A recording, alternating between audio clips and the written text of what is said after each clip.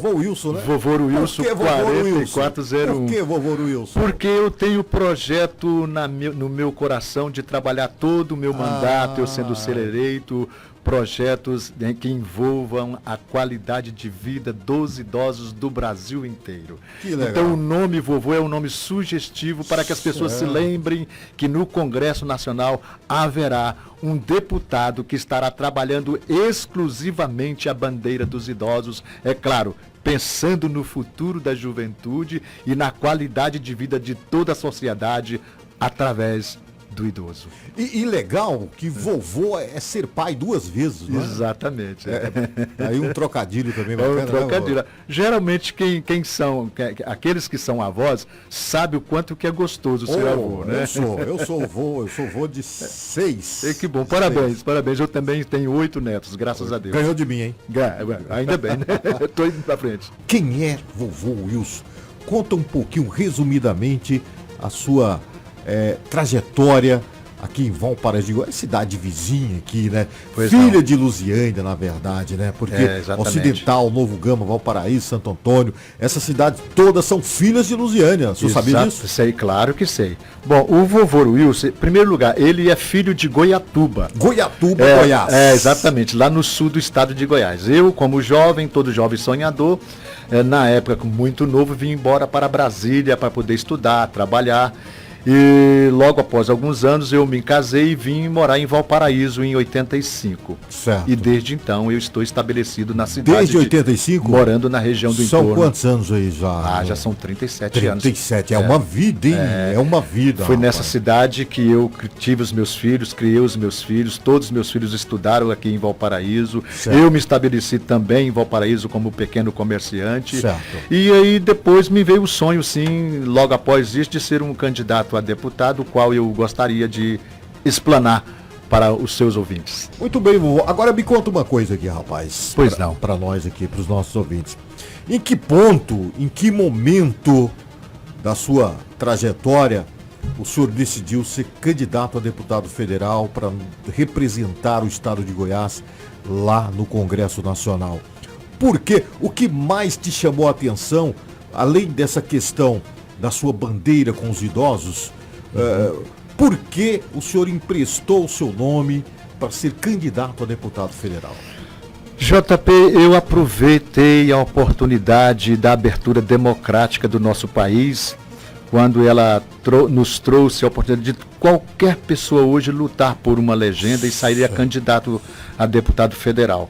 Certo. Então eu pensei o seguinte: o Brasil precisa de uma reorganização cada vez mais na sociedade. E aí essa reorganização ela precisa trazer benefícios não somente para o estado, para a nossa região e também para o país, em todas as áreas sociais em que nós somos dependentes, né? Na área da saúde, educação, na área da economia. E eu acredito plenamente que a grande ferramenta que nós temos para alavancar o crescimento da educação, da saúde, da economia está no idoso. Então eu quero explicar isso bem, o porquê os idosos, para mim, é a melhor parte da sociedade para contribuir com o crescimento em todos os sentidos da sociedade no Brasil. A gente nasce, né? Nós somos concebidos, Deus permite que a gente viva. Exatamente. Né? Temos uma trajetória de vida, né? Mas um dia, sendo da vontade de Deus, nós ficamos idosos. Exatamente, nós ficamos JP. idosos. E o que o senhor tem aí? O que a melhor idade, né? Vamos chamar de melhor idade, exatamente, né? É o que eu chamo também no projeto. Vezes, chamar os outros de velho não soa legal, né? Exatamente. A turma da melhor idade. O que essa turma pode esperar do vovô Wilson no Congresso Nacional? Bom, muito bem. Eu vou repetir o que eu acabei de falar. Certo. A melhor parte da sociedade, para mim, ainda continua sendo, sim, a melhor idade. Tá? Primeiro porque eles nos deixaram como herança esse país maravilhoso, o qual herdamos. Então, eles investiram neste país, eles investiram nessa cidade, eles acreditaram na cidade, eles acreditaram no campo. Então, eles foram para cima, investiram, e aí eles vestiram com o seu trabalho, pagando impostos, entendeu? Doando, estudando os seus filhos, doando a vida, estudando os seus filhos. O que acontece com a melhoridade? Ela tem o que as outras classes não têm. Ela tem a experiência de vida, né? Ela tem o conhecimento, ela tem a sabedoria, e isso não pode ser ignorado pelo restante da sociedade.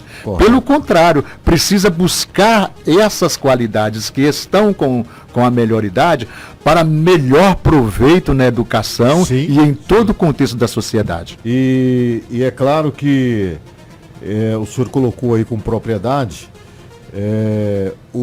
a turma da melhoridade.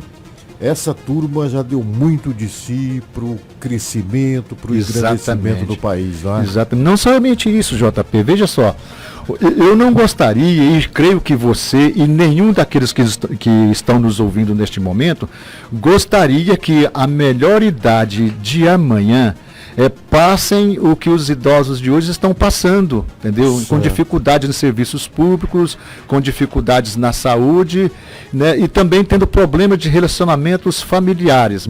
Há muito violência doméstica em relação aos idosos. Então, o que o vovô Wilson pensou? Pensou em projetos de leis que favoreçam principalmente a futura melhoridade que está chegando, que a de hoje ela está pagando um preço muito alto para que ela amanhã seja favorecida, as de amanhã sejam favorecidas.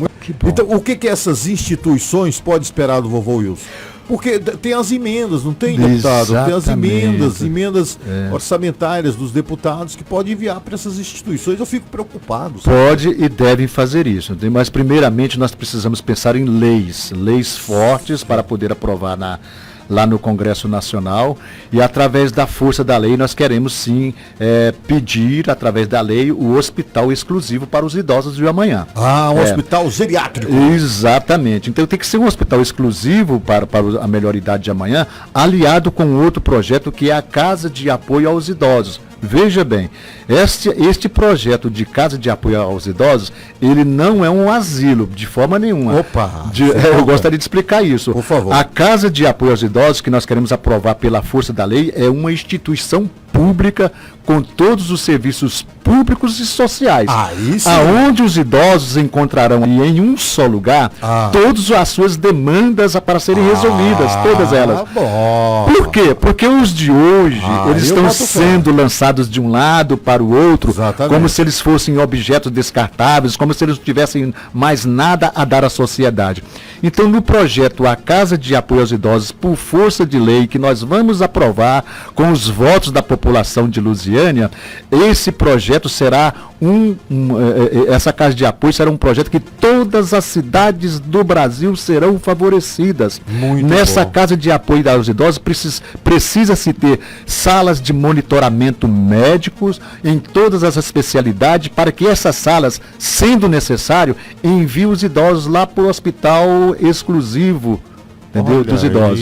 Olha aí. Você entendeu qual a dinâmica do projeto? Sim. Não é somente nisso. Na Casa de Apoio aos Idosos precisa ter uma conveniência do INSS, da Caixa Econômica, a farmacinha, sala de terapia ocupacional, sala de aconselhamento, para que as famílias de pessoas que sofrem a violência, né, sejam tratadas ali. Sala de aconselhamento também para o idoso, aconselhar os jovens, as pessoas que estão com dificuldades familiares, entendeu? Sala de entretenimento para que os idosos não fiquem somente em casa, mas eles se interagem dia a dia uns com os outros. Então, na cabeça do vovô Wilson, eu não quero de forma nenhuma idosos dentro de casa, em depressão, recolhidos, reprimidos, se sentindo desvalorizados. Isso jamais. E nem quero também idosos em asilos. Se asilo for, muito pouquinho. E aí eu tenho um projeto super interessante de leis para que isto aconteça, para que os idosos não fiquem mais em casa.